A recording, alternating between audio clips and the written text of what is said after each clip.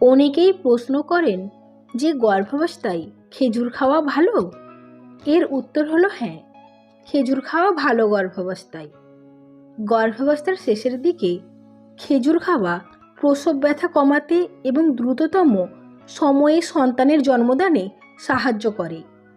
খেজুর ফোলেট সমৃদ্ধ, যা সকলেরই প্রয়োজন, তবে গর্ভবতীদের জন্য এটা বিশেষভাবে জরুরি।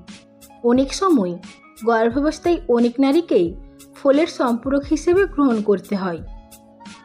নাম্বার 1, পুষ্টিতে ভরপুর।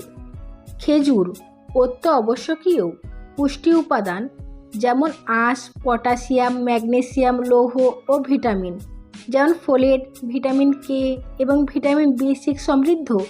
এগুলো মা ও শিশুর স্বাস্থ্যের জন্য উপকারী।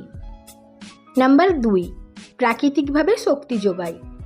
খেজুর কার্বোহাইড্রেটের প্রকৃত উৎস, যা গর্ভাবস্থায় দ্রুত শক্তি যোগায়, দুর্বল ভাব কমায় এবং সক্রিয় থাকতে সাহায্য করে। নাম্বার 3, হজম ক্ষমতা উন্নত করে। উচ্চ আঁশ সমৃদ্ধ খেজুর কোষ্ঠকাঠিন্য দূর করে। গর্ভাবস্থায় এটা একটা সাধারণ সমস্যা। আঁশ পেট পরিষ্কার করতে এবং হজম ক্রিয়া উন্নত করতে সাহায্য করে। নাম্বার 4, সন্তান জন্মদান প্রক্রিয়াকে সহজ করে। অনেক গবেষণায় দেখা গেছে গর্ভাবস্থার শেষের দিকে খেজুর খাওয়া প্রসব ব্যথা কমাতে এবং দ্রুততম সময়ে সন্তান জন্মদানে সাহায্য করে। নাম্বার 5, রক্তচাপ নিয়ন্ত্রণ করে। খেজুর উচ্চ পটাশিয়াম সমৃদ্ধ, যা রক্তচাপ উন্নত করে। গর্ভাবস্থায় যেসব মায়ের রক্তচাপের সমস্যা দেখা দেয় তাদের জন্য এটা বিশেষ উপকারী।